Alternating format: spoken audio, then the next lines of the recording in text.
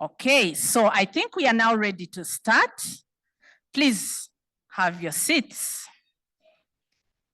You are warmly welcome to our gender session. It's a hybrid session with in-person, and we have our other guests online who are already logged in. From the registration of the Gender Side event online, we had over 120 people registering in. A round of applause for that. And also, I want to take this opportunity to thank you who have prioritized this session. I know there are many other sessions that are going on, but you have chosen to come to the agenda session for a specific purpose. And we will request that each one of us who has come in, please sign up on the registration lists, which are on the tables, and come to you. I'll request Elizabeth to please take the lists around for registration. And for those who are online, kindly put your name, your country from where you're logging in from, and your organization. We would also appreciate if you could also send your email so that in case you need a recording or you need any additional information, we are able to reach out to you. This session is powered by very high dignitaries. Some are in the room already and others are online. I want to appreciate and acknowledge the support of African Women in Agricultural Research for Development Award, which has sponsored this event. A round of applause for them. We would not be in this room if Award hadn't supported us. I also want to take this opportunity to thank the people that we worked with on the technical side. That is the AFAS, Gender Technical Working Group, the CADAP XP4, Gender Technical Working Group, and Award staff, especially Dr. Margaret Mangeni and Miss Anne Mamo, who have supported. We have this event on the different social media handles. We are on Twitter, on LinkedIn, and we have also shared with you all these handles so that you can log in, make your comments, and we will be very appreciative of your comments because this will also help us improve on our content, but also on our process. So as we begin this session, I take this opportunity to thank our chairperson who will be chairing the whole session. This is none other than Dr. Podisi. A round of applause for him. He is the CADAP XP4 Regional Coordinator. He works with CADESA, and you will hear a lot more about him when he introduces himself. I would also request those who are going to present, who are in the room, to please come on the podium. We have the AFAS Executive Director, who is our host, and is going to be represented by Dr. Ramigisa Patience. Please, Dr. Ramigisa, please come and take your seat as you give us the welcome remarks. We also have in the room Elizabeth Asimwe, who will remain on her laptop supporting the online delegates. Thank you. We have Collins Chemtai. Please, just your hand. Yeah, he is supporting us on the technical. So in case you have a technical hitch, then you can just send a message, a chat to Colin. We also have the Malawi MAFAS team led by Eugene Emmanuel. Yeah, he's supporting the whole IT section. So he is our support this session. Without wasting a lot of time, I'll request that we now dive into our session, and I'll request that we put out the opening slide. Emmanuel or Colin, please put out the opening slide so that we can know the focus of this. We have different delegates from different countries. We have those who are coming from Uganda. A round of applause for them. Please, by show of hands. Uganda, yes. We have from Cameroon, I can see Nesta. Cameroon, thank you for coming. Any other countries that are represented in our agenda session? Kenya? Ethiopia, please. A round of applause for Ethiopia. Then Kenya, I can see Mrs. Kamau, our board member. Thank you for coming. Which other country? Ghana, please. A round of applause for Ghana. And which other country? DRC. Pardon? Oh, Senegal, please. A round of applause to Senegal. Nigeria, do we have anyone from Nigeria? Oh, Nigeria. Thank you for coming. Okay, and our hosts. A round of applause for Malawi, our hosts. Thank you very much. We have the presenters or the chair for the session, that is Dr. Batisi Kingsley Podisi.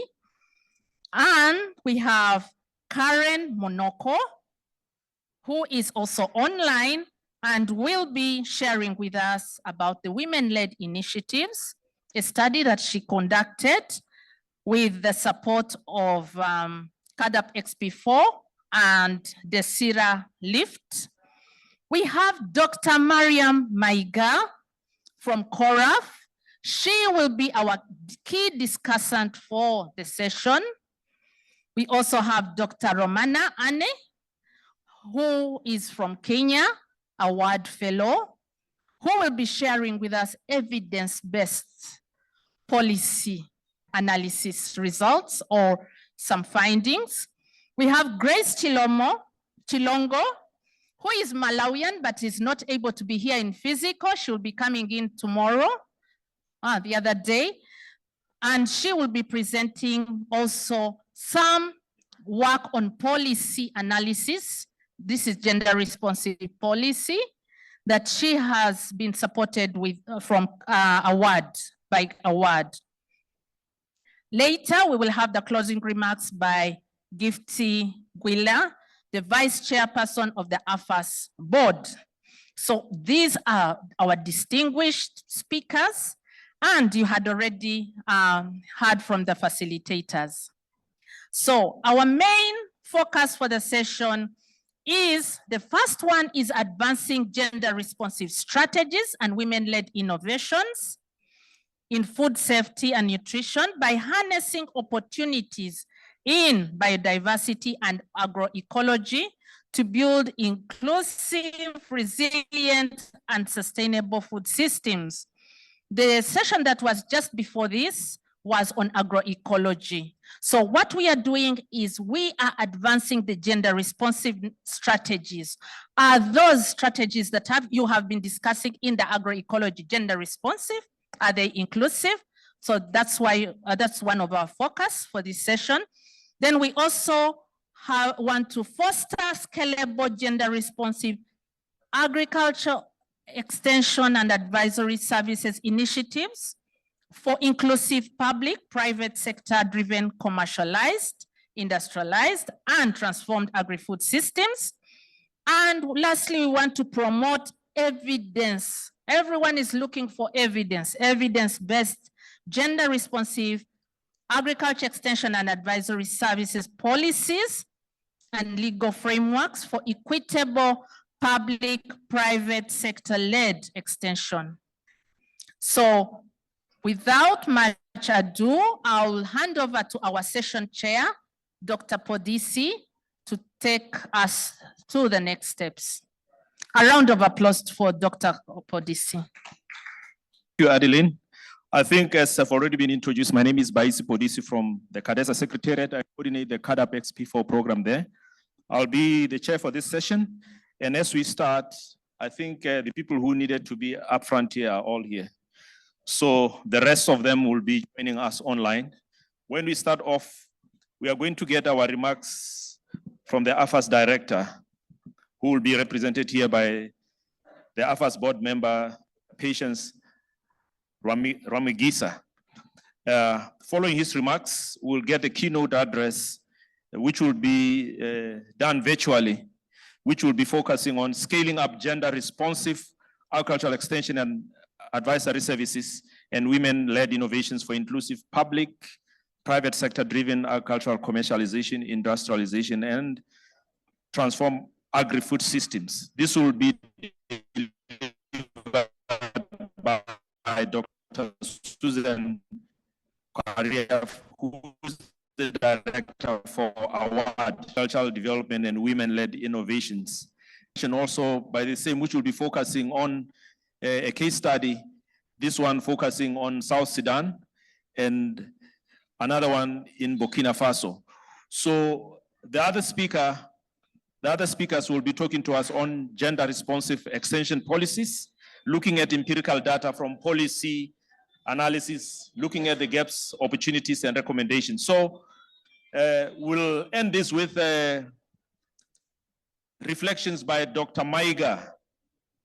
Dr. Maiga is a regional gender and social development advisor from CORAF, who will be joining us online. And lastly, we'll close this session with some remarks from Gifty Gila, who has had to step out to the airport, but she has a recording on her remarks, which will be rendered towards the end of this session. So without much ado, ladies and gentlemen, join me as we welcome Dr. Patience Ramigisa, who will be making brief remarks on behalf of the AFAS director. Over to you, Doc. Thank you very much, Chair.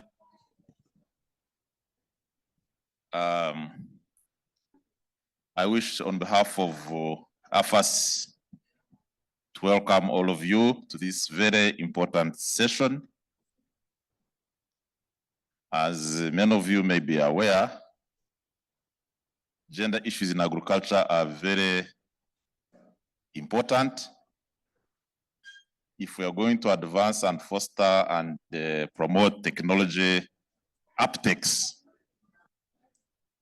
It is very important that gender is integrated.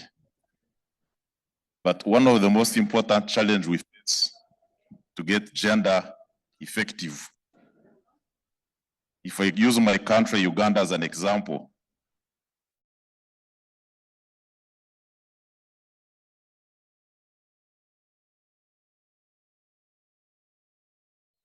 our public sector, when you go to universities in agricultural sciences, you find women are also about 20–30%.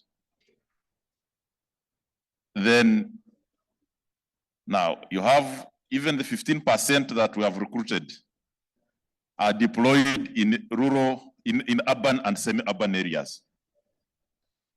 Meaning virtually the rural women who are really form the bulk of the labor force don't access their fellow women professionally in technology. And therefore, and yet studies have shown that women farmers are more responsive to their fellow women extension agents. So that is one of the paradoxes we face. And I would really think we need to think innovatively how to get the women also respond to men's advice as they respond to women's advice in the current circumstances. So I think that is one of the issues I think I would put before you people, to really innovatively think, how do we make women respond to men's advice as they would do to women? So I don't want to take a lot of your time. because I have seen a long list of presentations. I wish to thank you for turning up for this Agriculture Extension, 7th Agriculture Wade Extension Week here in Malawi. And on behalf of AFAS, I also want to thank Award for sponsoring this event. Thank you very much. Thank you, board member. Thank you for those points for us to reflect on how we can get our women folk in the rural areas to be easily persuaded by our male extension agents.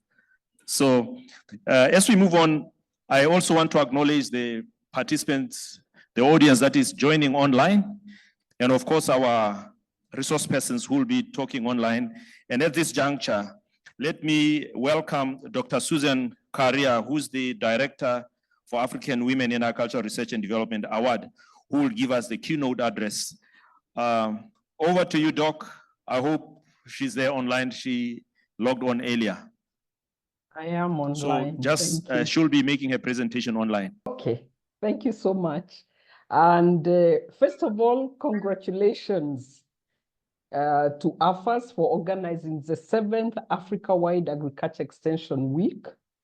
And also congratulations for making gender a prominent topic during the week. I'm very, very pleased to see that.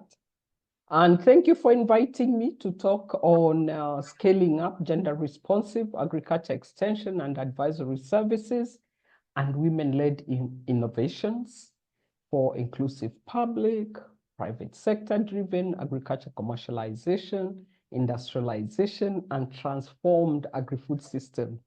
I suspect I'll probably be talking in the context of transformed agri-food systems more than all the other parts.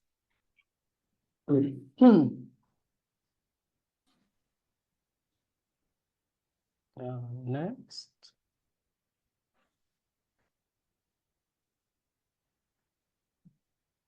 Okay, that's not working. Let me try. Okay, so I'm going to talk about, in general, 4 things.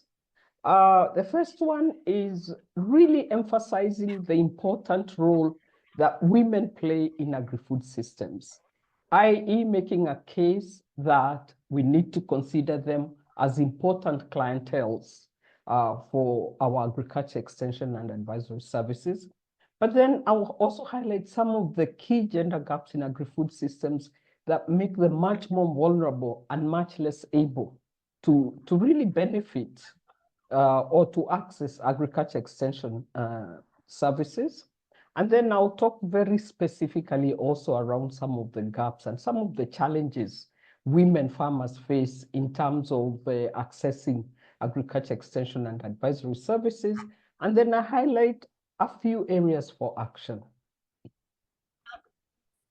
So we award together with FAO and the Natural Resources Institute are in the process of finalizing a report. And it's a report that looks at the status of women in agri-food systems in sub-Saharan Africa. These are emerging findings from the report, but the report is going to be launched this year during the African Food Systems Forum. So, key issues at play. The first one is that agri-food systems in sub-Saharan Africa depend on women's labor. And just under half, about 49% of all agri-food systems workers in sub-Saharan Africa are women.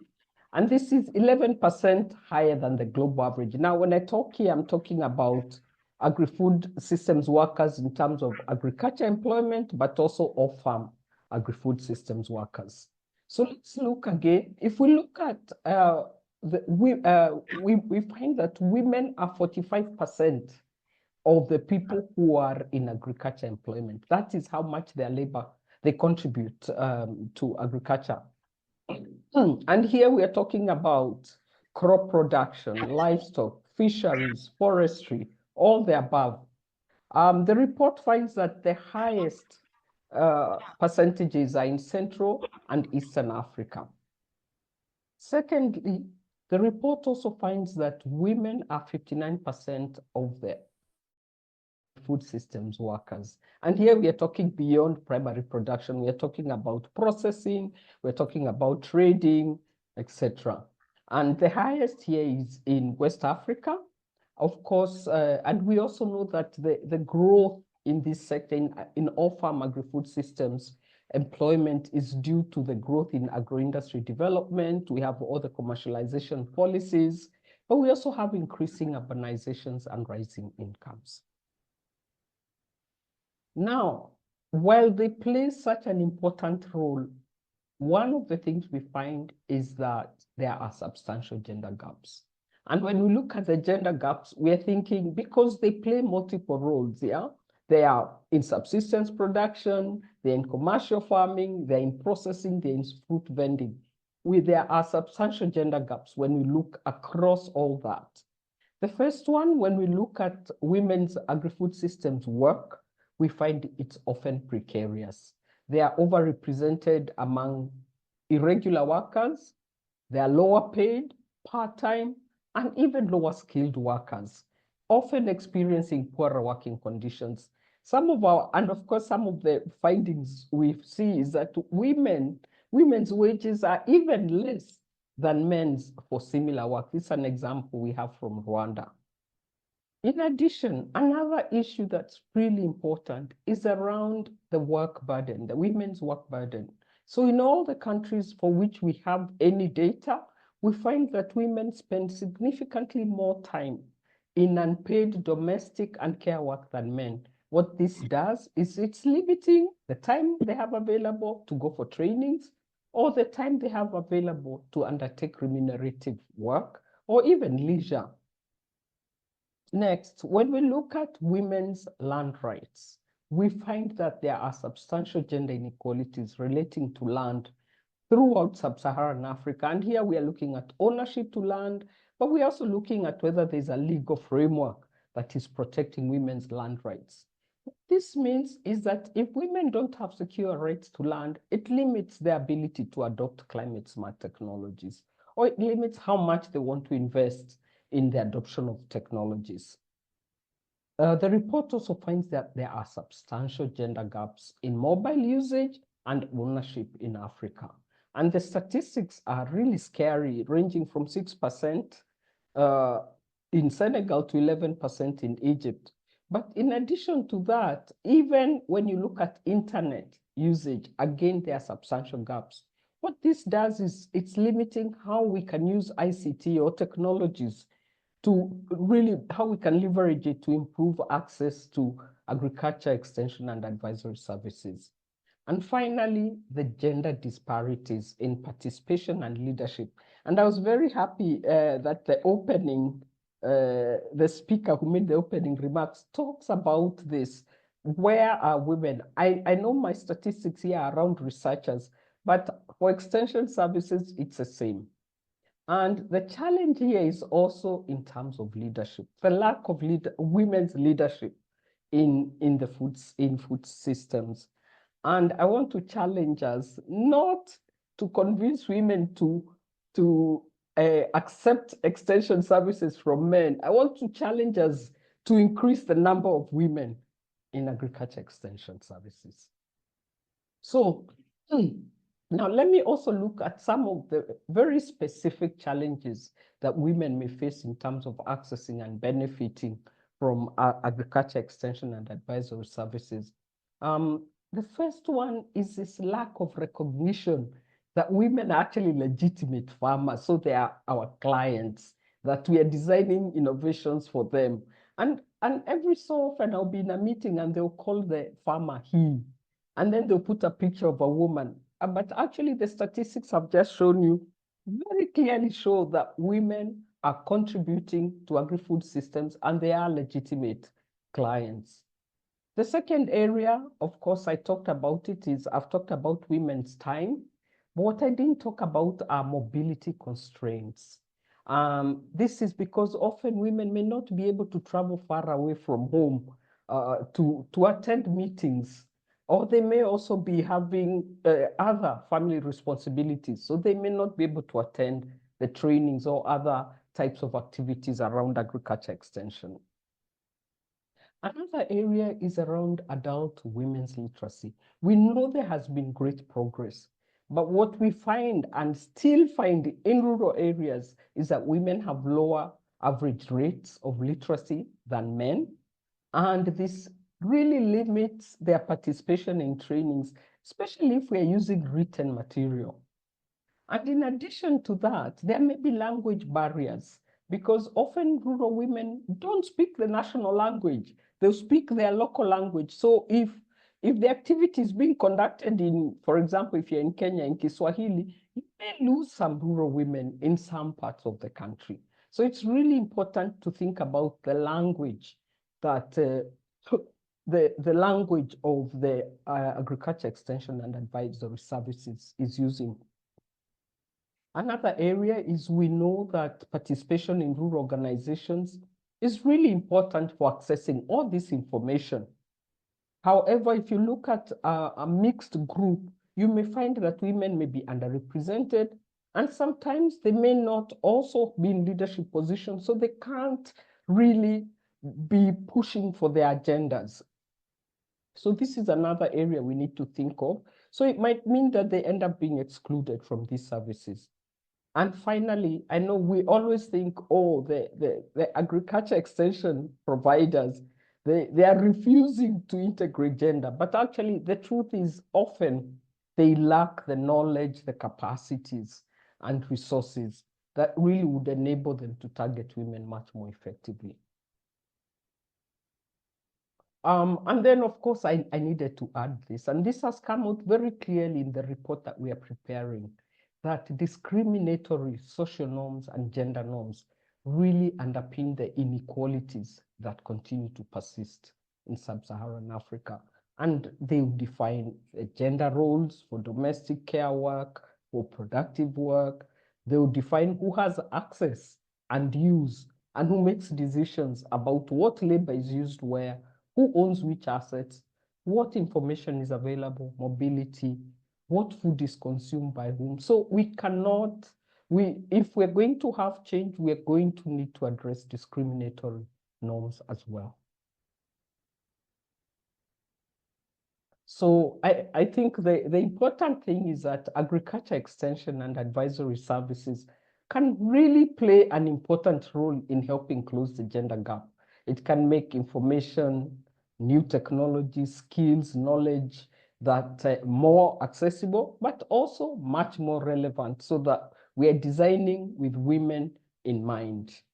And one of the things we see is that once women start to gain the new skills and they become more confident, it really improves their decision-making power within their households, but even in communities where they start to be seen as leaders. However, for that to happen, we really must tailor the agriculture extension and advisory services to really speak to women's needs and priorities, so that we are providing information that is relevant, that is useful for them. So I propose several areas for action. And let me start with this, because I think it's extremely important. I think whatever action we do in communities, we must always start with a gender analysis. The gender analysis, and now the good news is those tools are everywhere.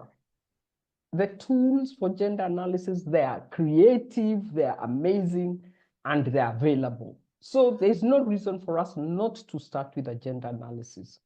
The gender analysis will tell us who plays which roles, who's responsible for what, who has access to what opportunities, what are the differences in priorities, what are the differences in preferences.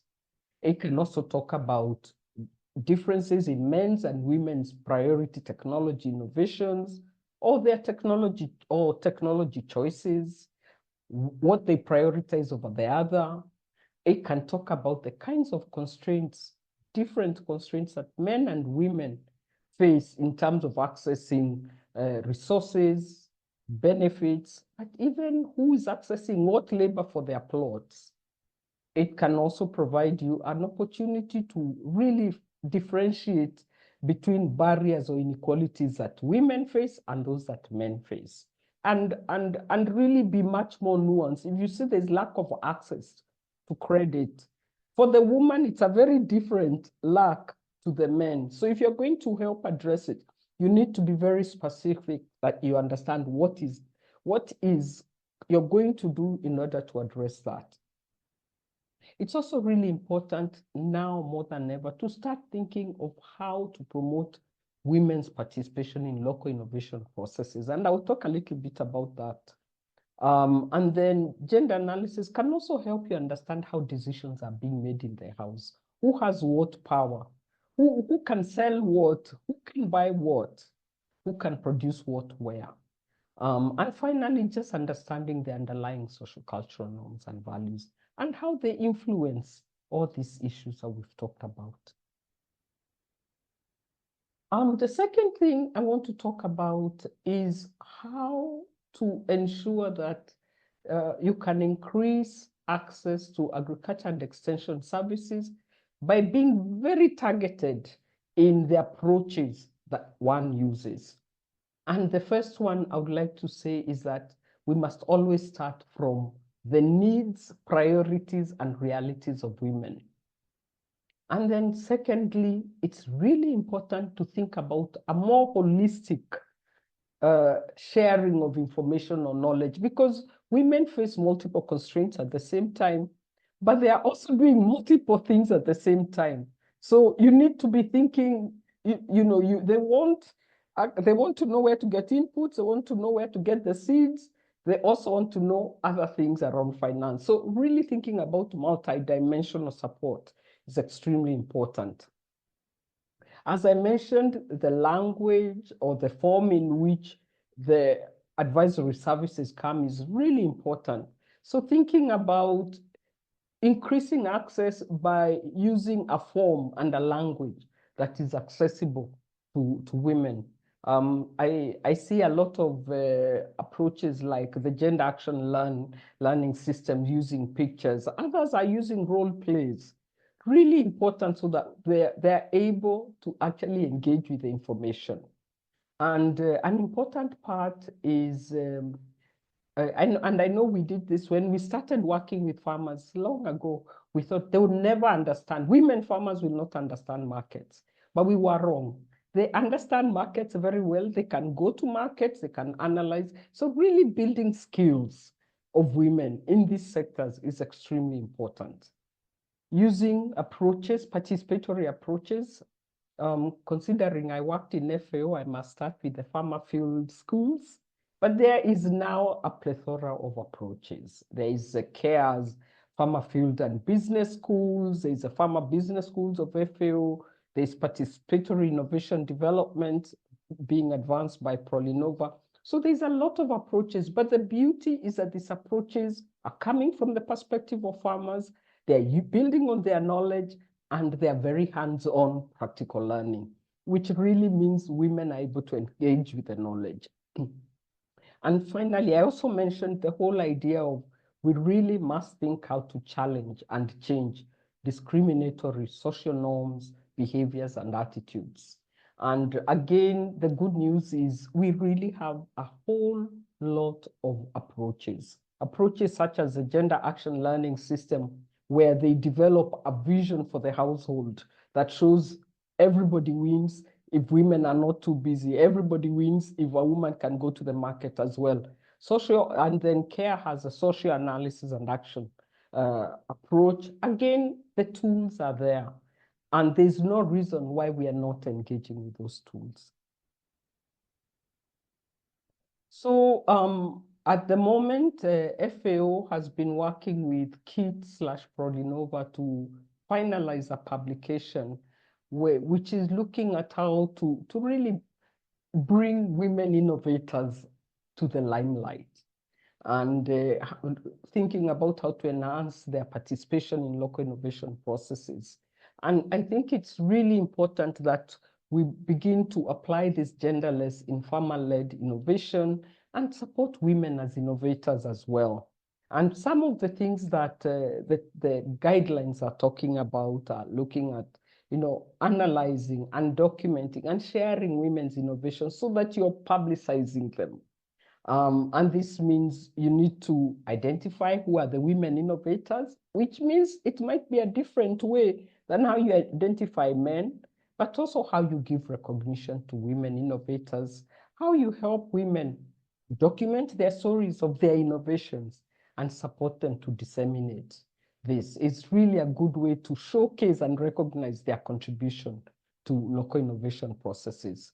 And then finally thinking, how do we engage women in farmer-led joint research? Once you've identified an innovation and you want to improve it, how do we get scientists to work with women innovators on their priorities?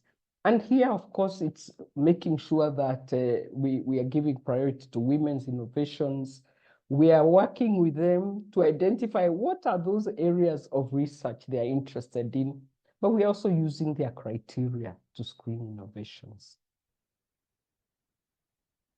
Fourth, as you've seen, women are involved in both on-farm production, agriculture employment, but they're also hugely involved in off-farm agri-food systems.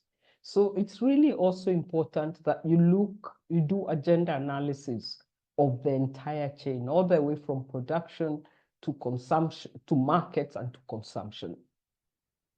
And to start to identify where are women and men participating, and where are women constrained, and where are those constraints based on gender, and what is it you can do. And you can see this is an example of some work that was produced by FAO that looks and shows, in this case, women were much more involved at production all the way to processing. But when you start to look at the supermarkets, the large-scale farms, you see that women's role starts to reduce. So again, this tells you what kind of action do you need to do in order to make sure that they are where the profits are. And these are some of the guidelines that have been developed, some by FAO, some by CARE, others by Catholic Relief Services, by CIAT, by Oxfam, etc. So the tools again are there. I think that would be my key message, that the tools are there. Let's use them. I think we've talked about this, the importance of enhancing women's participation and leadership. I've mentioned a little bit about making sure that organizations pay attention. But when you think at farmers level, it's really important to see how to bring in their participation and leadership. And there are several proposals. It's really important you can leverage on existing rural women's organizations or women's groups as you design programs. But more than that, you can work with them, but you really need to focus on building their leadership skills and their self-confidence so that they are able to articulate the issues and they're able to participate effectively as decision makers. They need to have access to information and the knowledge that allows them. And we know that if you can engage them in design of these programs, then it becomes very clear that their perspectives and their needs are considered and they're able to shape the efforts. So I've talked about at the farm level. Now let's look at the institutions, the universities, the ministries. I think, again, the ministries and the agriculture extension service providers, they really must pay attention to integrating gender in their policies and practices. And this really begins with a very clear, well-articulated institutional commitment to gender equality that permeates through the organization. Staff need to know that this is an important agenda for us. Secondly, it's important for institutions to establish mechanisms that support the recruitment, so gender parity, but also to systematically integrate gender in all the systems and the processes. So this requires thinking about policies around recruitment, policies around retention of female extension officers, policies around recruiting gender experts so that you're getting the correct advice and training. And then having pathways, clear pathways for career advancement for women extension officers. Role models. Award does very good work around this. And so there is lots of lessons, and we are not the only ones. There's others that do it. And then the other part that I mentioned is really strengthening the leadership capacities of the women extension officers. Once there's a pathway, let's also build their skills so that they can take on the positions. And finally, making sure that there is scope around strengthening capacities and skills of extension professionals to integrate gender all the way from technology innovation to piloting, to dissemination, to monitoring and evaluation, but also very specifically making sure that there is budget that is set aside for integrating gender. And then the seventh, and this is my second last slide, it talks about policies. We really must think about, if we are serious about this, then we need gender responsive agriculture extension policies, because these are the ones that are going to play a role in really reducing the discrimination, eliminating the discrimination, and promoting access to resources, to services, to opportunities equally to men and women. And important things around gender responsive extension policies, and I know you're going to hear from my two colleagues, is really making sure what I said, recognize the important role that they play in the sector and make sure there are specific measures to promote the integration of gender. We need to provide capacity for both male and female extension agents so that they have the tools at hand. And we need to ensure that gender is also taken into consideration when we are thinking about the delivery, extension delivery, and technology innovation and dissemination processes. An important part of here is making sure we are monitoring and evaluating and tracking gender outcomes. And to do this, one of the things, and I have always said this, and I think we are still struggling with this, is to make sure we are collecting sex disaggregated data to find out who is getting what information, are they interested in it, what are they using it for? Because that would be really important for us in terms of shaping the agriculture extension services. So the collection of data is important in terms of strengthening the information base for policies, for programs, and for innovations. So I'm going to end here, but I'll just put in a pitch for my two colleagues who will be sharing some of the lessons of an award program that's focusing on catalyzing the design and implementation of gender responsive agri-food systems policies. It's called our GRASP program, and they will be talking about the experiences around extension policies. Thank you so much. Over to you.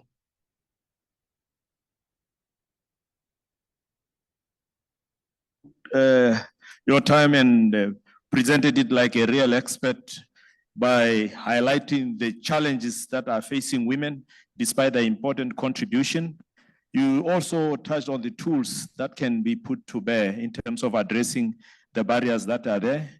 And you've well articulated the women's key role in the agri-food system in sub-Saharan Africa, the gender gaps that continue to persist, and the need for a gender-responsive agricultural extension system, the need for it to be made more inclusive, particularly take into account the specific barriers that the women folk are facing. And you highlighted at length the multidimensional strategies that can be deployed to overcome these barriers, like the farmer field schools, the business schools, the gender action learning systems, and the gender transformative approaches. And you've highlighted that women are also innovators, but their innovation is often not acknowledged, that they need to be recognized and supported. We need to take a more gender sensitive value chain analysis and find a way in which we can promote women leadership. They should be supported even through policies, and that there's need for reform at institutional level and community level so that we can see sustainable impact We need gender responsible agricultural research extension policies to eliminate those barriers, which are based especially on the traditional norms that continue to exclude our women folk even from accessing information that is relevant to them. I think you've already pitched towards your close on how some of your colleagues will come in. But before we listen to them, we are going to hear another presentation just citing some case studies with regard to the issue of gender. This presentation will be rendered by Ms. Karen Munoko, who is a development specialist in agribusiness. She's dealt with gender and youth issues under the CADAP XP4 program, where she was part of the gender thematic working group. So at this juncture, let me call upon Karen Munoko to present to us. She's also online, focusing on the CADAP gender study on agricultural development. Make your observations. Yes, the slides, your slides are coming through now. Great, thank you. Thank you, Dr. Podisi, and I would like to stand on existing protocol and acknowledge Dr. Patience Ruamigisa and Dr. Susan Karia. I'm Karen Munoko, and I have been conducting a study under the CADEP X Pillar 4 Gender Working Group, the study Agriculture Development and Women-Led Innovations in Africa's Agri-Food System. This study was sponsored by the European Commission through Desira Lift. I'm pleased to be here, and colleagues, good evening. Just going to go through to my next slide. Yeah, so this study was, why was this study important? We acknowledge that, you know, after 20 years of CADEP implementation in Africa, we are not yet on track, especially prizes of focal persons from AFAS, Koraf, Kadesa, Azareka, and Farah. The objective of my presentation is to highlight case studies of women-led innovations across Africa, showcasing their impact on sustainable gender-inclusive food systems. And this process involved document review and questionnaires, interactive sessions, especially identifying sustainable innovations, documenting case studies, and analyzing evidence-based information. The study took place between July 2024 and February 2025. In our outreach efforts, we were able to identify 11 case studies from 11 countries, as you can see from the map, across various value chains, over 15 value chains, as some of the innovations cut across more than one value chain. So I'm making a presentation of an analysis from 15 case studies. The key insights that were achieved from this, the findings from the study highlighted women as being critical to food systems, as we've heard from previous speakers. However, they still face gender disparities in resource access, leadership, and decision-making.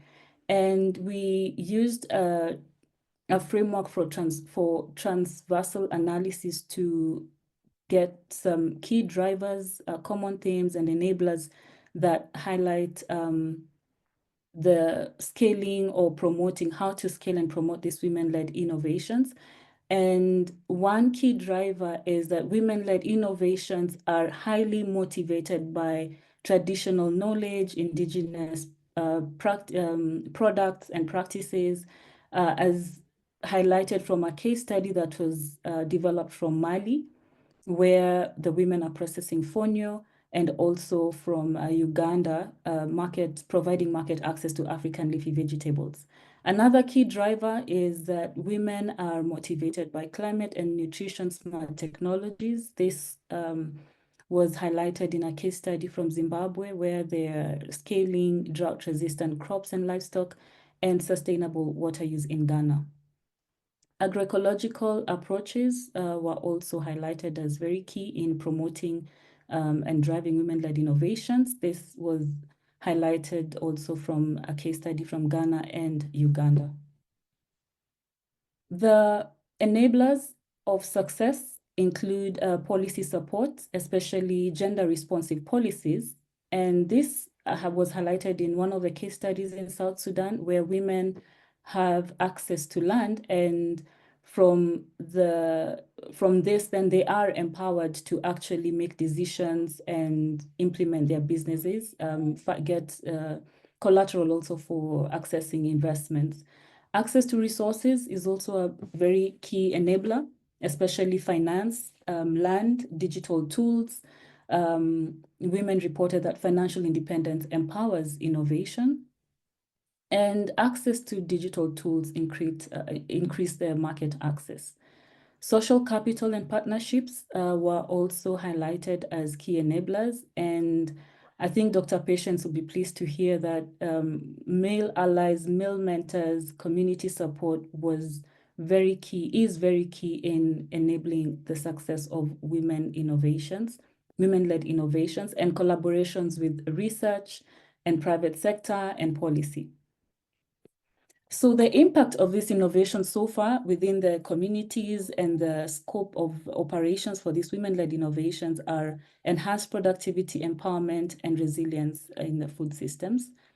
I'll highlight a few case studies. One of them is Kati Farms, based in Uganda. The innovator is Lovin Kobusinje, and Lovin processes fish sausages, among many other products. These are processed from tilapia, and she supports over 1,000 women fish farmers and also increases market access for these women. She empowers the women, especially in the male-dominated sector. Les Cereals de Tatam from Mali is the innovator is Halatu Dem, who is processing fonio and millet at an industrial scale, thus reducing the labor by 50% of the women who have been doing this manually. And she has also empowered over 1,000 women and women farmers and increased market access for these women by 90%.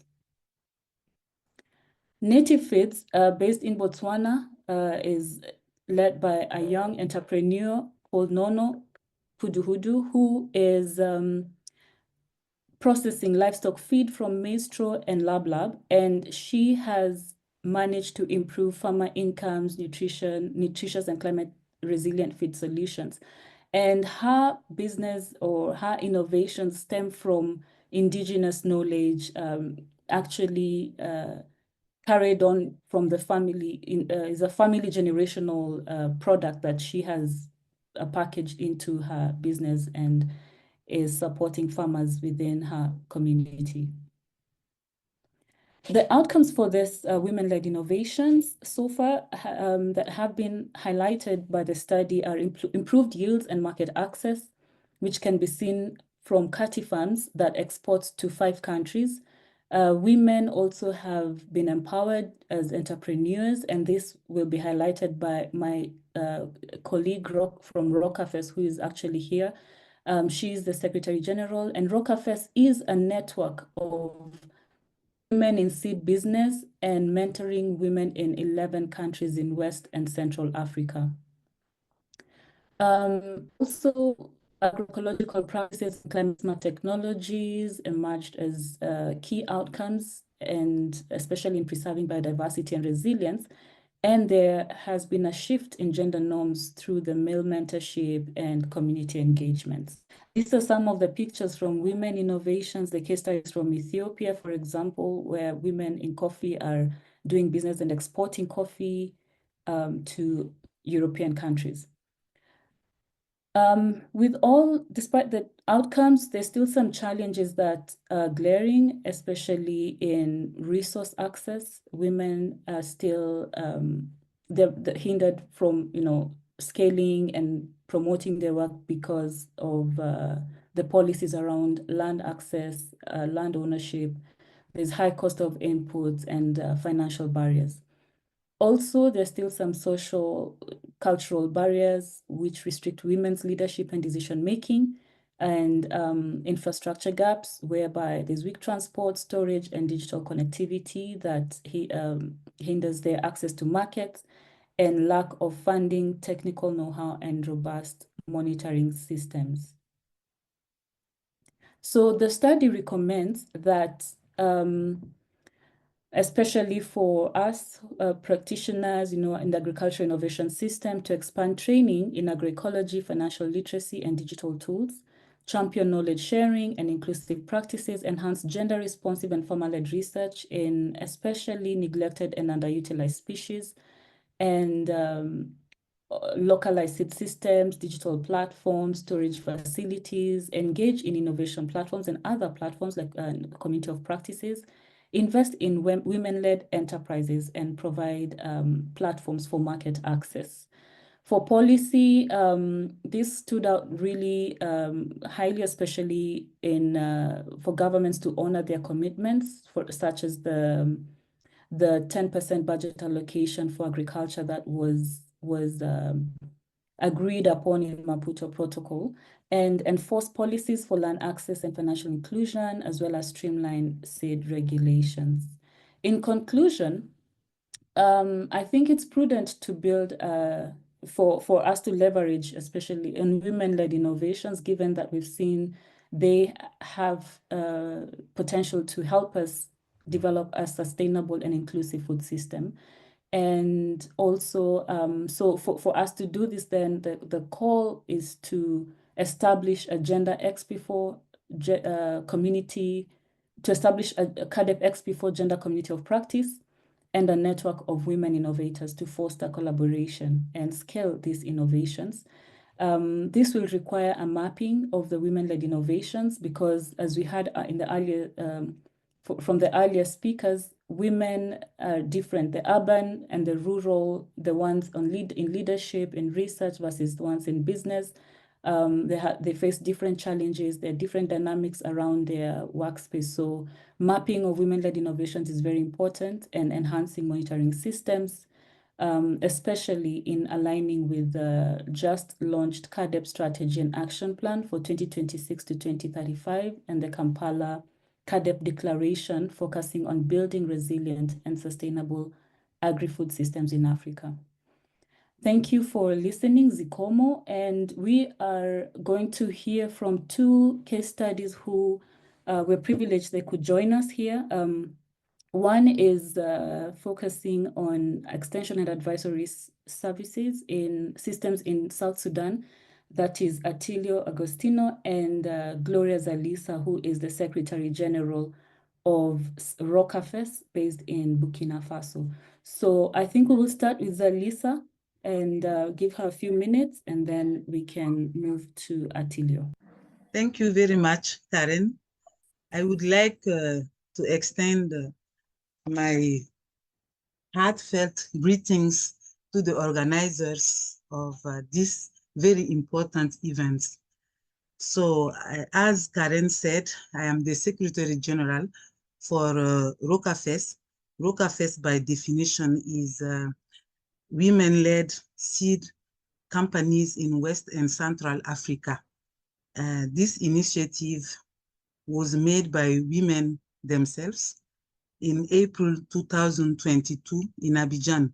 It was through a training session on seed business.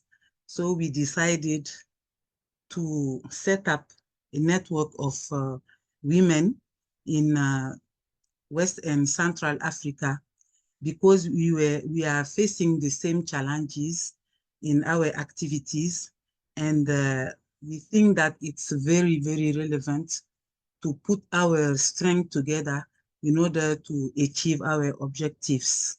So I'm not going to make a formal presentation, but I will go straight to the point to save time.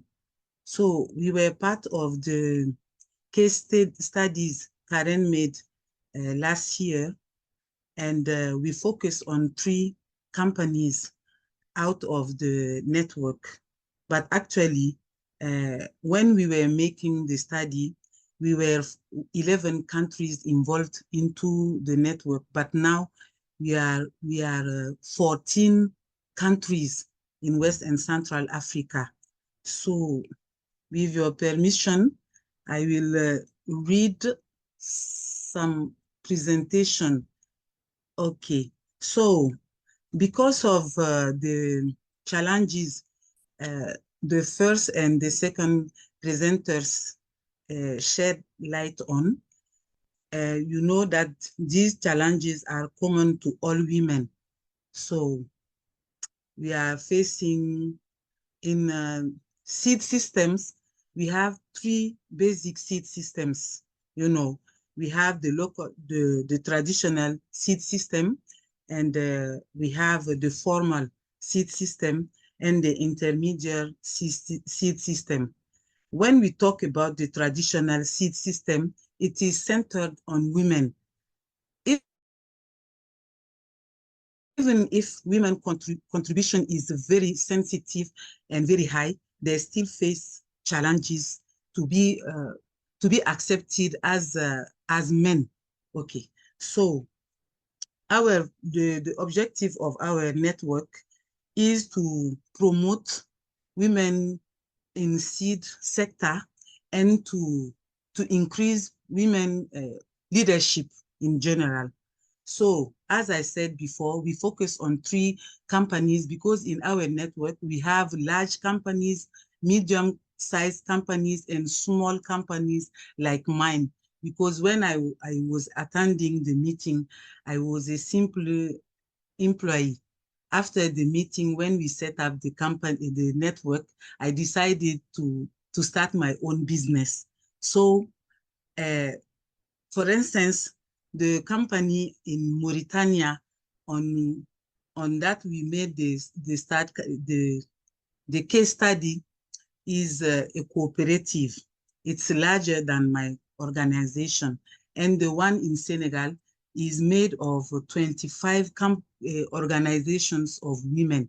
So all of our objectives is to have access to quality inputs, including seeds, you know, fertilizers and all that, and to fight or let's say to make lobbyings in order to have access to land and to have access also to financial support and technical partnership.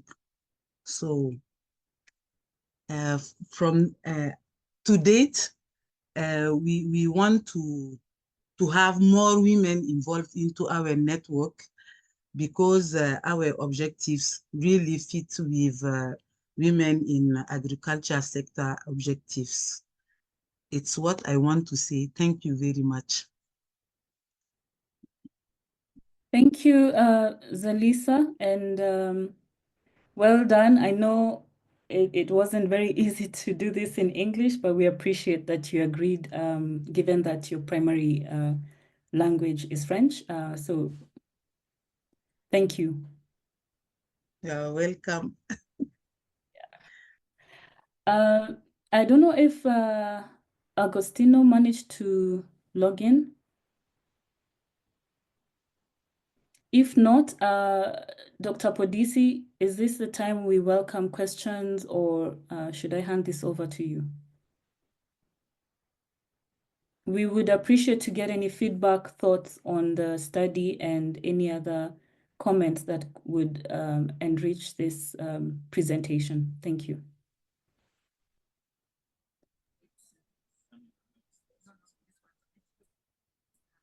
Can we? I think it would be good just to tie them up by having the last 2 speakers, then we can discuss them collectively, because we had a setting the scene presentation covering the whole landscape, and now we got case studies which are generating evidence to and observations either for or against some of the proposed interventions. So I propose, in the interest of time, that we get the last 2 other, and this one will be followed by the presentation by Dr. Romana Mbinya. Thank you very much, the MC, and also the organizers of the conference. I appreciate that you invited me. I also want to extend my gratitude to my sponsor, award, for giving me this opportunity to participate. So my name is Romana, as I've been introduced. I'm an award fellow, but on the side, I'm a lecturer teaching extension in one of the Kenyan universities called Jaramogi. So I'm here to present some work that I did courtesy of award. We had projects that were called policy innovation projects. And my policy innovation project was about reviewing key agricultural extension policies in Kenya and also in Siaya County where I work. And my question is always how gender responsive our agricultural policies. I hope the screen is moving.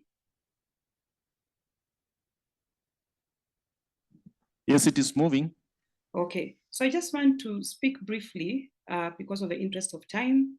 The policies that I looked at, the methodology that I used to review my policies, the findings, and basically just give a few recommendations.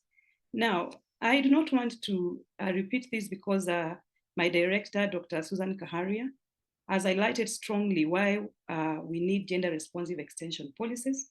She's talked a lot about women contribution in terms of labor, in terms of what they're doing in regard to food security.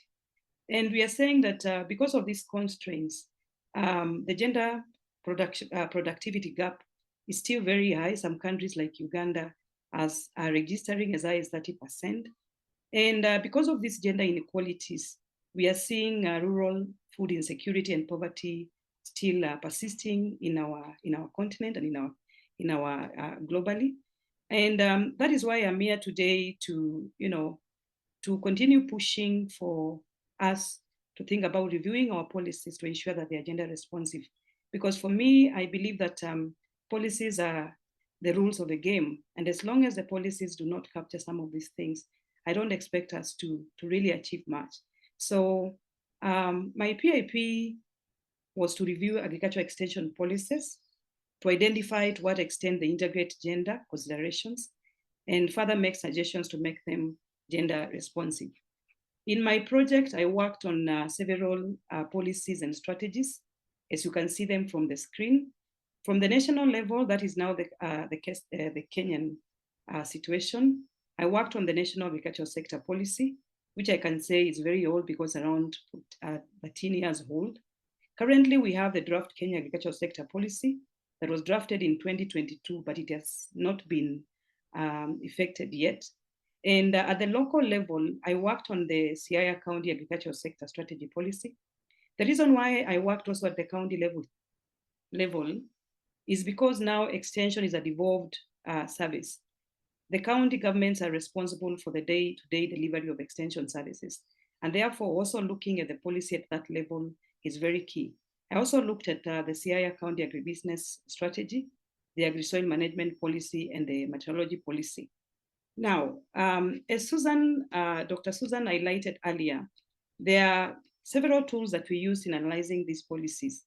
But in my case, I used the GAPO, which was developed by FAO. GAPO is a gender in agricultural policy analysis tool. And I use this tool because it has a framework that assesses gender issues and how they're integrated in the main components of an agricultural policy document. So I was able to look at the policy objectives, the budgets, and the activities to see whether the objectives integrate, the objectives have anything that's related to gender. I was also able to evaluate the activities to see whether there are any activities that are mentioned that are geared towards promoting gender equality. Yeah, so I used the GAPO tool, and it's a tool that has been used a lot in analyzing policies, especially within the developed countries. Now, I want to highlight a few findings, and I'm happy that Dr. Kaharia was able to highlight a few. In fact, looks like we were doing our presentations or preparations from the same room.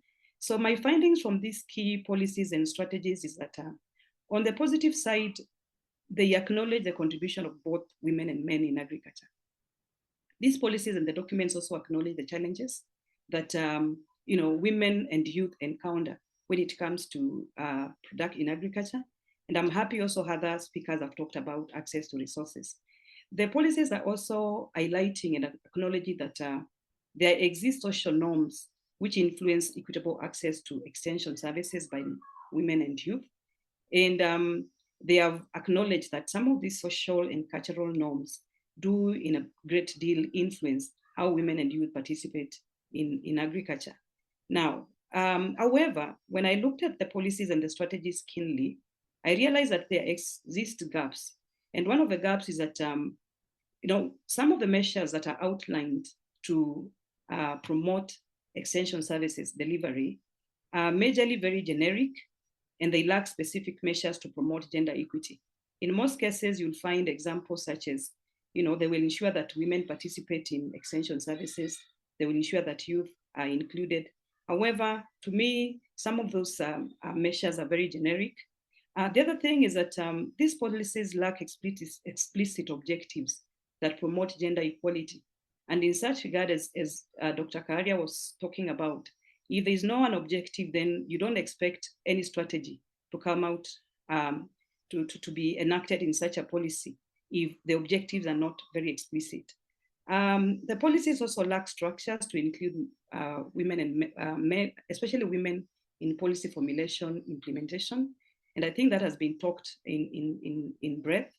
And because of also this, I would say the shortcomings that are violated, you'll find that all these policies and strategies, none of them has a specific budget that is proposed to actualize the actions in the M&D tools.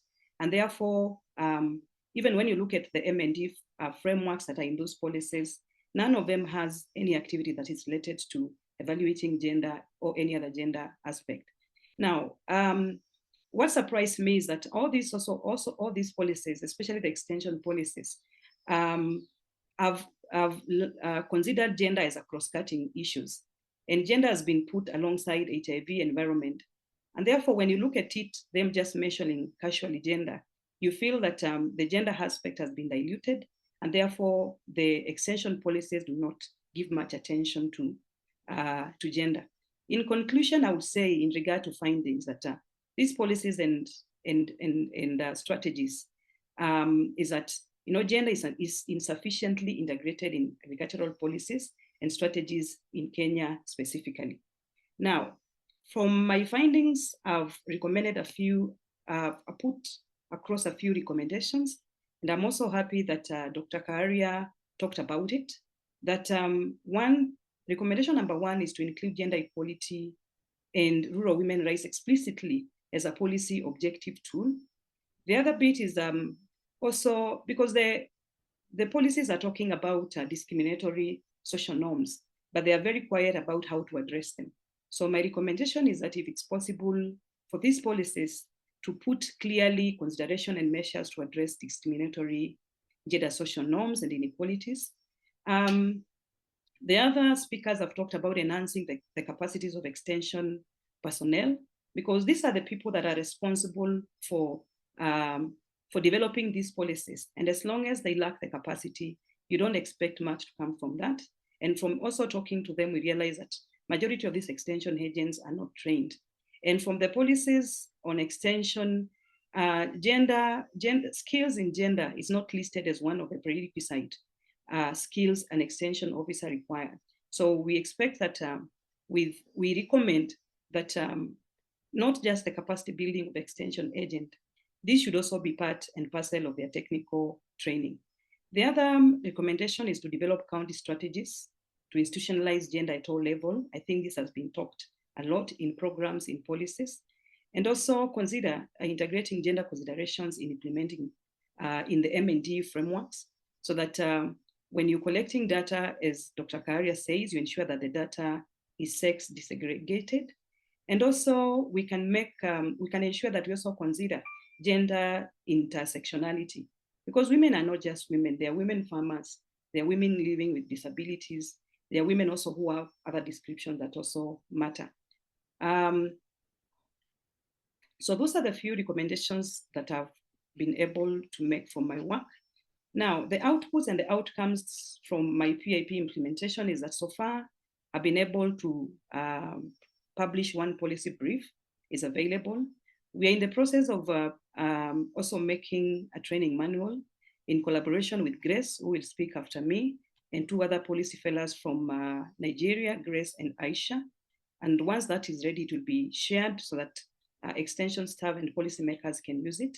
And lastly, through the support of award, I was able to train extension officers from my local county on gender in extension services and program delivery. And I was able to do this with one of my students, or one of my staff that I do mentor, Mr. Kennedy.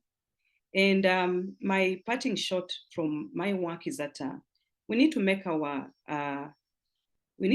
policies, agricultural policies, gender responsive. And we need to see this because one, we need to be very intentional. We need data that can give us the right evidence to make the right decisions. We need also to acknowledge the diversity that exists between men, youth, and women. We also need policies that recognize and address the different needs, the roles and the contributions of women, men, and youth, as earlier talked about. And I'm sure if we can review our policies and make them gender responsive, then we can be able to address issues of inequalities and promote gender equity within our extension and advisory services. So thank you, and my regards goes to Award for sponsoring my work. Thank you. Thank you, Dr. Mbi. Thank you for providing us with that data, which confirms some of the observations.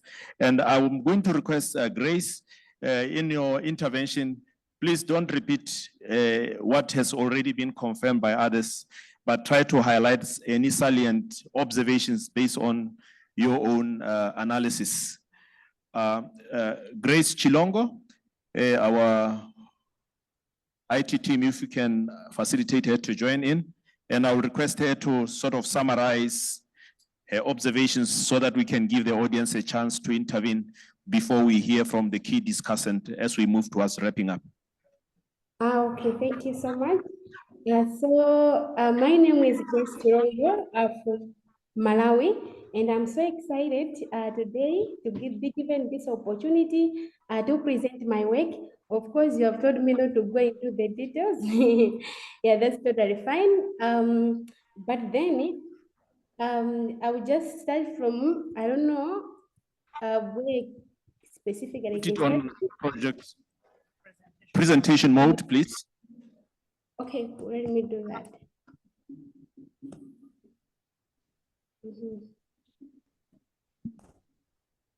Is that okay? Yeah, it is good now. You can go ahead, please. Yeah. Okay, fine. So I will just say that Malawi, like any other African nations, has commendable policy steps through frameworks. For example, in Malawi, we have got the National Agricultural Policy, National Climate Change Management Policy, and of course, we have got our own national vision, Malawi 2063.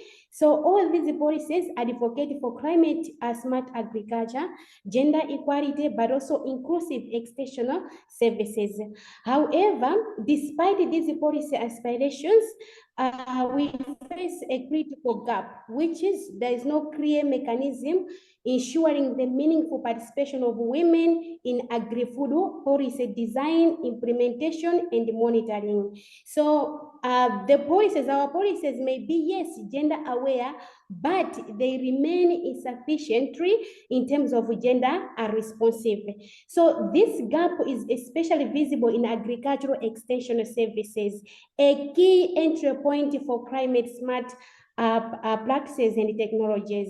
Women who make up the majority of our smallholder farmers in Machinga, of course, also in Africa, struggle to access the extension services, innovations, and decision-making spaces that could support their adaptation to climate change and uplift their productivity, but also a livelihood.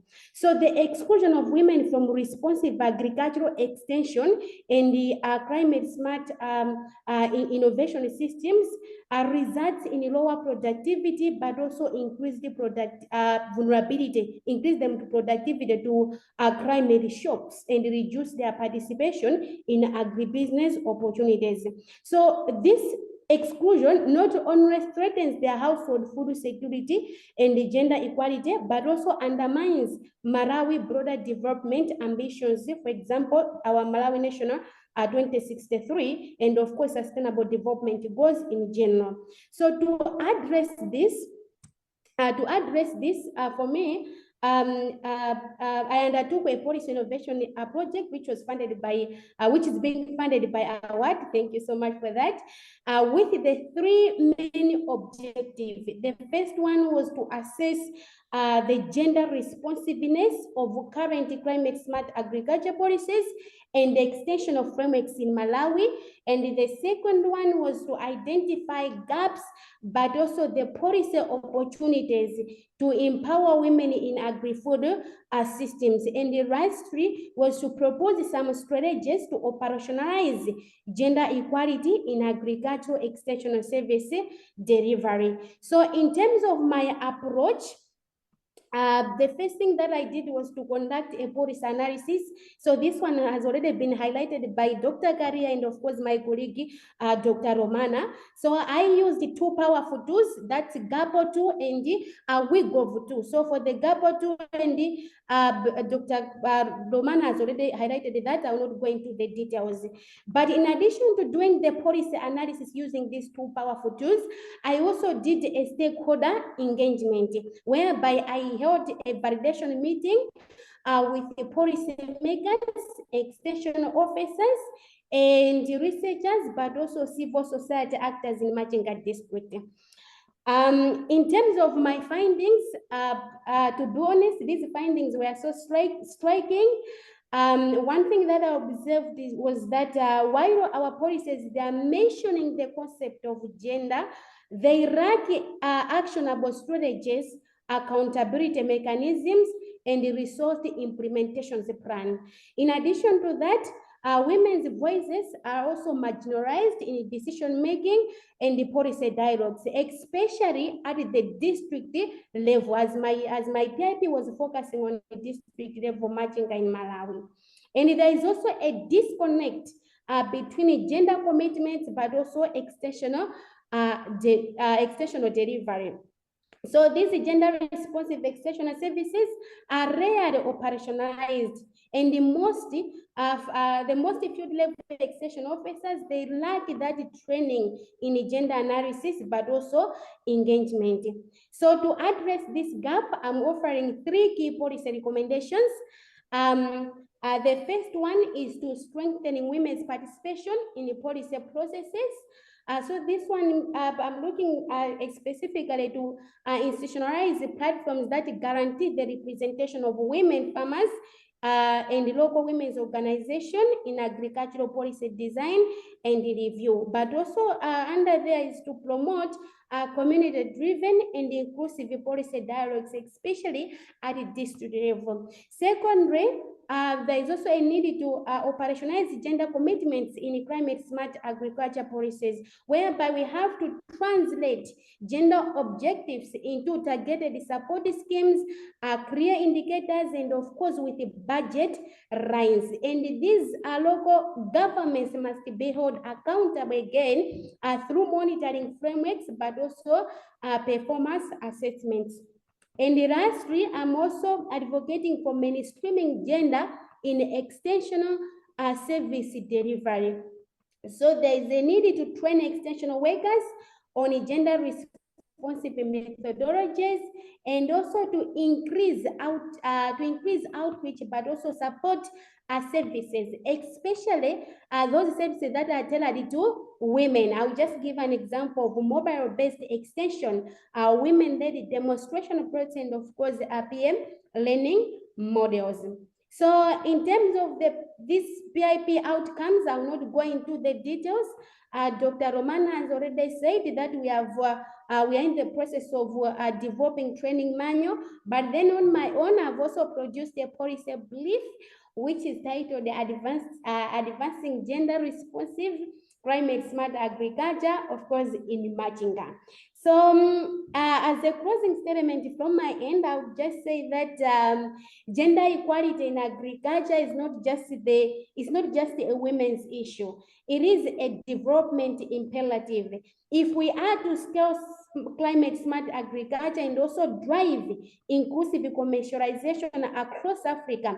Our policies and our extension system must work for women. This Malawi case from Machinga is not unique, but it is instructive. It reminds us that policies must go beyond intentional. They must be backed by our action, by our accountability and resources. We need all of us to commit to scaling gender responsive agricultural extension, not only to empower women, but also to secure our sustainable food secure and equitable future for everyone. Thank you so much for listening to me. Thank you so much, Award, for inviting me to this power platform. I'm really humbled for that. Thank you so much. Over to you, Mr. MC. Thank you very much, Grace. Give her a round of applause. And of course, give an applause to our previous speakers as well. Yes. And as we start, I just want to acknowledge some of our delegates, those who are online, but more specifically even for those here in the room. I want to acknowledge the AFAS board members, Mrs. Mary Kamau, who are in the room, and the UFAS board chairperson, Dr. Richard Muiro. I want to acknowledge also the Gender Technical Working Group members from AFAS and CADAP XP4, who were also led by Professor Stella Adebode and Dr. Miriam Maiga, who will be our last discussant as we move towards wrapping up, and of course, the award team and Dr. Margaret Mangeni. So, those of you who are online, please unmute and maybe raise your hand and we'll select you to make your intervention. We've had a rich list of presentation from the keynote address, and then we went to pick case studies across the continent to check how we are doing in terms of gender mainstreaming.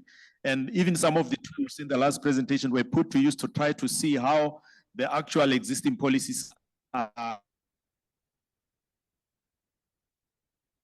embracing gender, and with having the right tools, the right measurements, and allocating the right budgets to support women is still lacking. Our ICT team, if you can show us the people who are online, those who I want to give them priority to make their first reactions before we invite participants who are here in the room to make their initial reactions to the presentation. As you can see, we have a very attentive audience online. We appreciate your attention for joining us online. Is there anyone who is online? Just maybe unmute and make your intervention. I don't see any hand. Online participants, this is your chance. At this juncture, since I'm not seeing any hand or any comment, I'll give this chance to the participant in the room. I see a hand here on my left. Okay. There's Mamode? Yes. Mamode, you will come next after we get a reaction from the room, and then you'll be followed by Karen Munoko, who has her hand up as well. Okay, Thank you. Thank you very much. I'm Beatrice Luzobe. Agriculture Advisory Services. I just wanted to comment on even what Dr. Patience started with. When we say that women are not in the rural areas, there are statements which we always make. Of course, we say, for example, there's a general expression which says extension workers don't work. You know, extension workers, especially the public, they don't work. And then we say that women are not in the field. I think we need to move and say why, and then handle it from there. And at times, like when we say extension workers don't work, we actually know why they don't, and we don't address that. So even in this case, when we say that women are not in the rural areas, why? Can we address that, you know, the challenges which are there? Can we provide an enabling environment for them? Because we've seen some of the, like, for example, the private, the NGOs, whatever, when they purposely say they want to actually employ women and take them to the rural areas, they go there and work.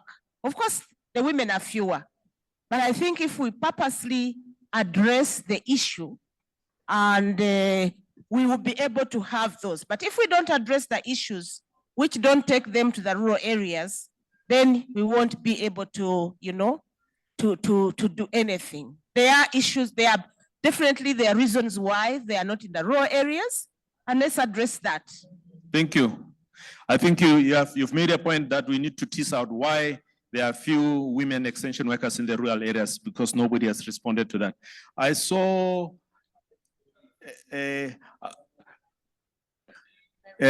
let me allow Mamode followed by Karen, and then I'll take the lady from the floor here.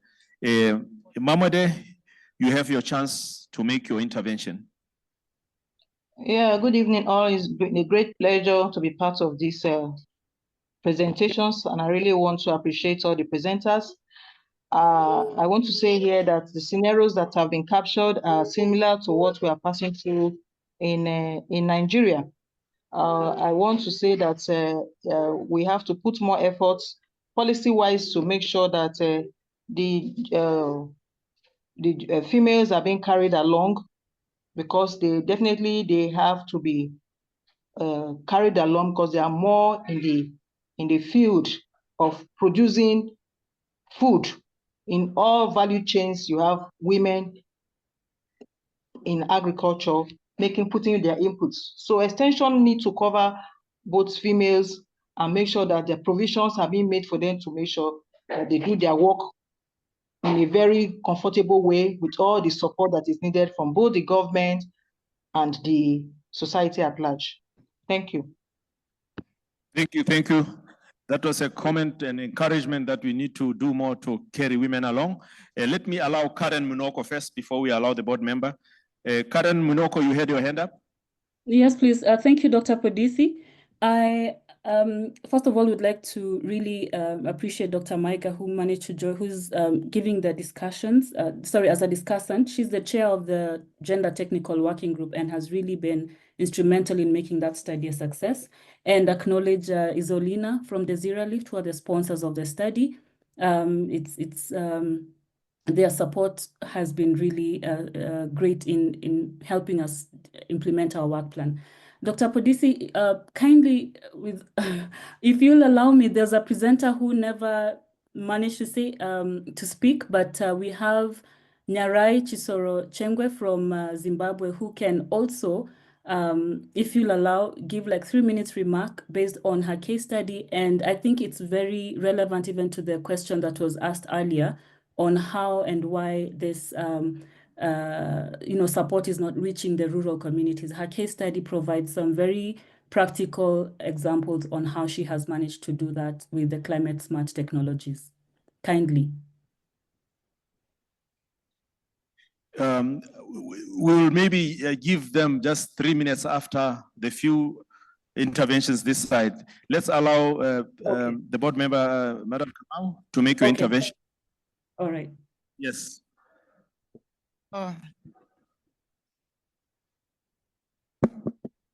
Thank you, Chair. I would like to thank the presenters for their wonderful presentations. But mine, I was just looking at it like a common problem, not only in agriculture extension, but general across the board. And I think the issue of gender is more of a perception and attitude. Because like in Kenya, we have even a policy within the constitution that says that that percent of even employment or board representation, that percent should be either gender. But even with the rules there, you still see people not doing the right thing. They still overlook it. So I think it's for different countries to come up with the policies and look at the way they can be able to empower either gender, whether women or men, where they are affected, and make deliberate efforts and policies which can be able to go along, and much more create awareness, both at the highest policy levels to the ground, and look at the comparative advantage of the programs where women can be able to be taken, to take advantage. Thank you. Thank you. Thank you, Madam Kamau. I want to give Elizabeth Asimwe to just summarize the comments which are online for us so that we can take them on board as we try to move towards giving the final comments and reflection from Dr. Maiga as the key discussant. Okay, thank you so much, moderator. There are a number of comments online, and most of the participants are appreciative of the presentations. We have one, Hajara Nantume, saying that the studies highlight women disparity so well. Why are we neglecting the other groups, especially the youth and poor men? Okay, she also notes that the case study missed some statistics. I think this is for you, Karen, and these statistics to back up the qualitative explanations. We also have Aziza Mohammed Brahim, who says that based on the different case studies, what do you think is still needed to set actionable strategies that could help to enhance women's situations in agri-food systems?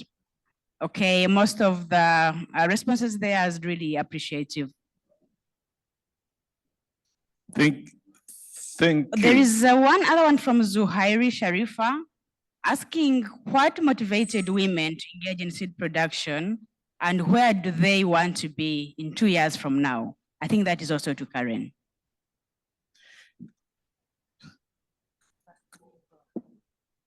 Yes, there was a comment. Karen, you had mentioned that one of your colleagues wanted to make an intervention, especially which will help respond to some of the questions that have been raised. Are they online? Yes. Yes, they Please, are. Nyarai is here. Nyarai, kindly. Just 2 minutes. We don't, because we need to wrap up this side. Okay. Hello, colleagues. We did an intervention in Zimbabwe on goat production as well as sweet potato vine production to curb climate smart for climate smart agriculture.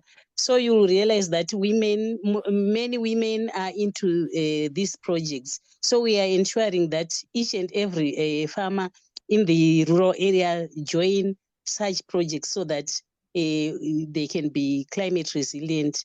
Otherwise, I don't have much since I had not prepared this presentation. Thank you very much.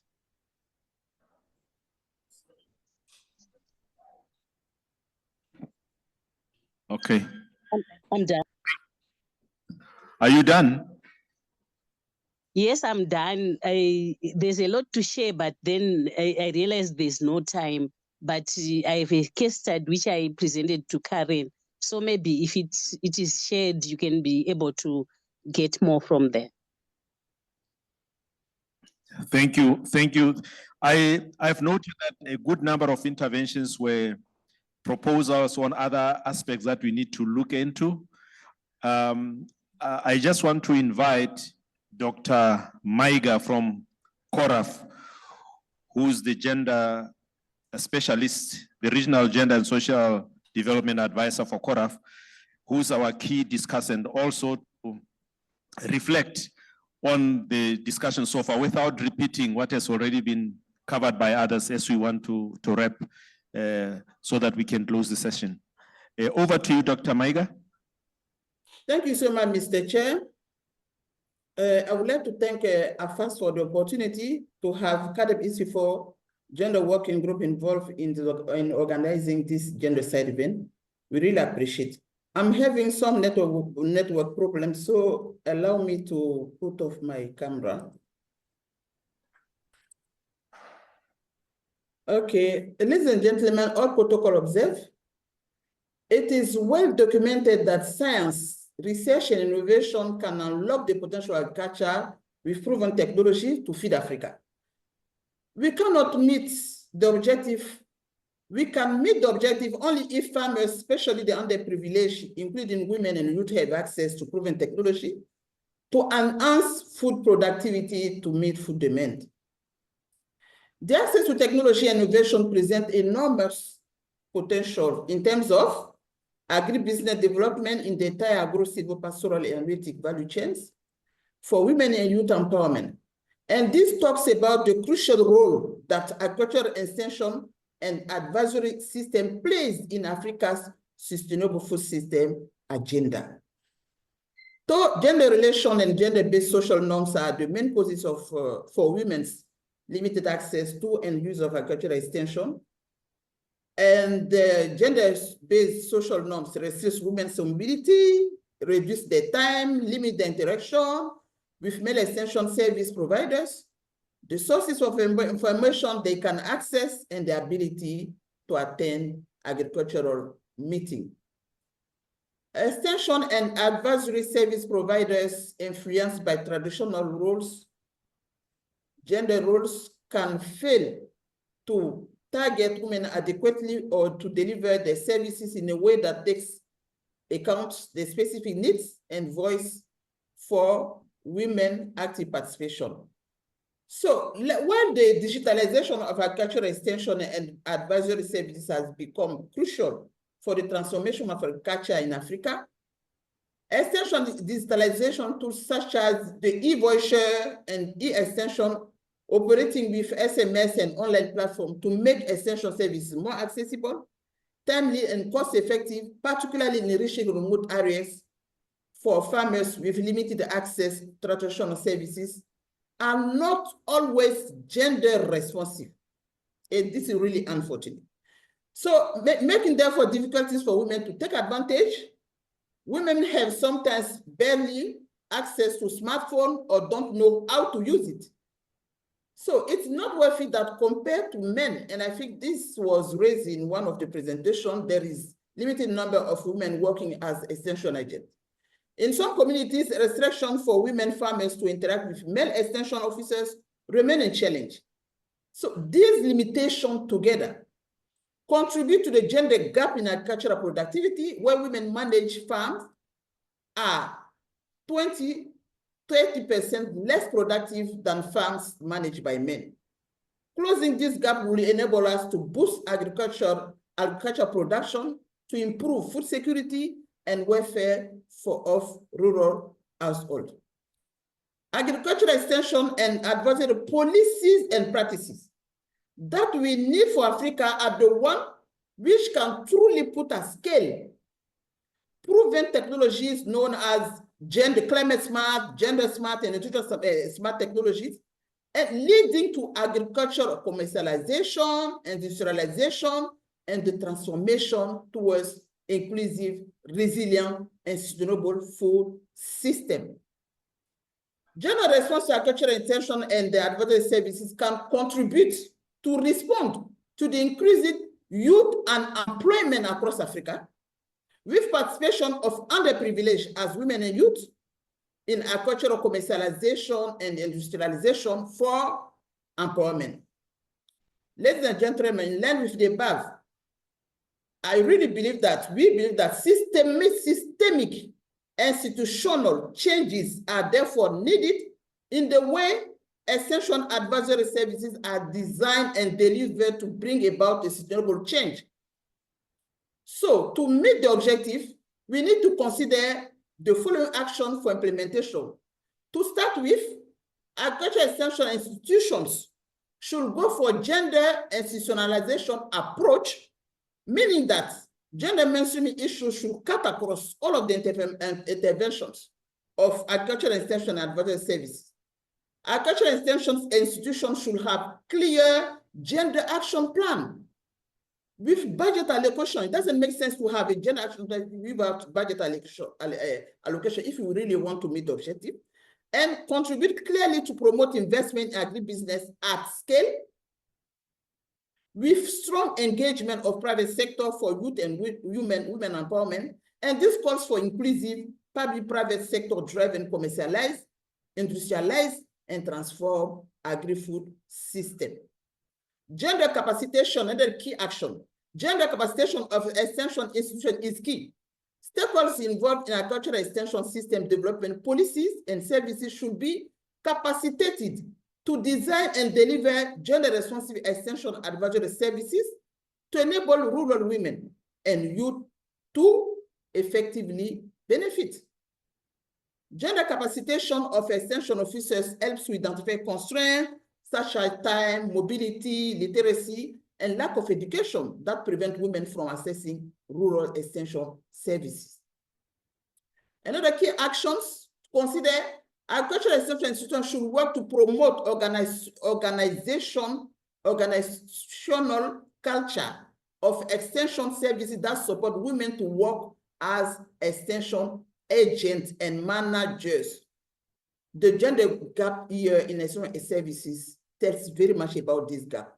So, and contribute to advancing scientific and leadership capacity development for women and youth in extension system with commitment for gendered access to scholarship in extension science education. Agriculture extension and advisory services should consider gender responsive dissemination and communication of research output and uptake and scaling of innovation. And this calls for inclusive communication strategy by using local languages and tailor-made messages in broadcast program, along with gender-responsive communication tools, such as video-based gender-sensitive extension services for end users who are mostly illiterate to get access to extension and advisory services and take advantage.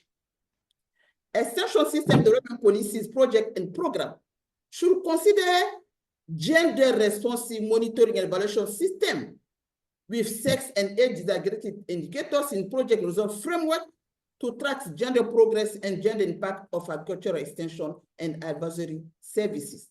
Last but not the least, extension system should also consider gender-responsive knowledge management, meaning that tools, publication, policy brief, flyers, fact sheets should be developed with gender lens and gender stories, and document best practices in gender mainstreaming in extension services for capitalization. Ladies and gentlemen, gender responsive agricultural extension and advisory service, policy and practice is more than needed for building inclusive and resilient agri-food system to feed Africa. I thank you for your kind attention. Merci de votre attention. Thank you so much, Mr. Chair. Over to you. Thank you very much, Maiga. A round of applause for Dr. Maiga for summing it up with those observations. As you've heard, that putting it in policy is not enough, but we need to see the actual action on the ground. So as we are heading towards closure, I just want to hear whether we can get any reaction from our key sponsor for this event, Dr. Susan Karia. Any parting shot, followed by Dr. Isolina Boto for Desira Lift, who is also a partner on this event. Dr. Karia, do you have any parting shot before we take the closing remarks? Thank you very much for this. Thank you very much for this excellent event. I have learned a lot, and I think the things that have come out are really important that we should follow with. So we have lots of action, lots of examples, and lots of ways in which we can move this agenda forward. Thank you very much. Thank you, Dr. Karia. Isolina Boto, Isolina, are you there?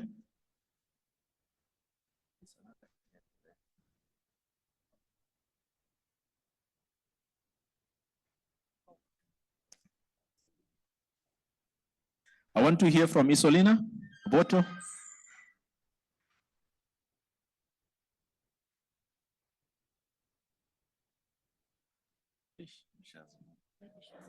Maybe she has gone. Professor Stella, please, you have a minute or two just to make your input because we need to close. Yeah, thank you very much. The organizer of the program, I actually want to commend the effort of AWAD in helping to support this program.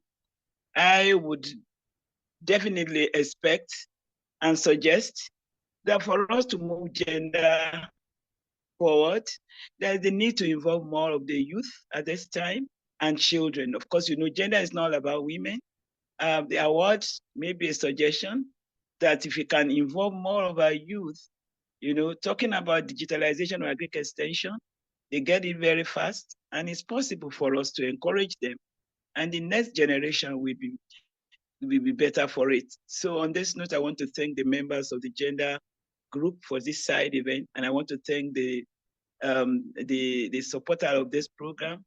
And I know that with us working together, the issue of gender will make a wave in Africa and in the whole world. Thank you very much for your attention. Thank you, Prof. So at this juncture, I'm going to give an opportunity to get the closing remarks by the AFAS Vice Chairperson, Ms. Gifty Gila. Ms. Gila had to step out to pick something at the airport, and we have her recording in terms of her remarks. So I'm going to call the ICT team just to project her presentation as closing remarks, the official closing. And thank you all for your patience, for staying online, and also for staying in the room to listen to her closing. And we are going to take a group photo at the end. Thank you. The ICT team, please. The closing remarks.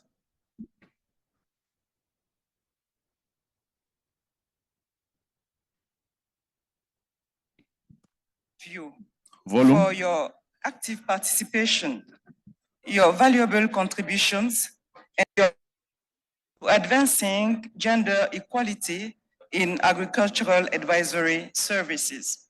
I would especially like to raise my voice to thank our speakers for the insightful presentations and for sharing their experiences with us. Dear speakers, your voices have helped us reflect more deeply and think more broadly. Throughout our discussions, we have seen the role of women in agriculture and to ensure that extension services are inclusive, accessible, and responsive to their needs.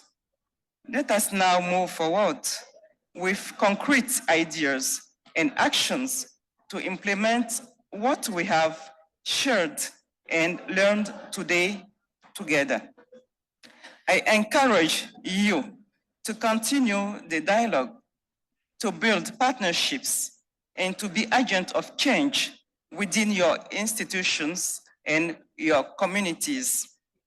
Thank you once again, and I'm very honored to close officially this session. Thank you so much. Thank you. Thank you. A round of applause for everyone and for all of you for having stayed on to the very end, including those of you who are online. Please stay online. Stay online. We want to take a group photo. I will request our ICT technicians. Please, you can show a video of everyone, can put on your video so that we can be able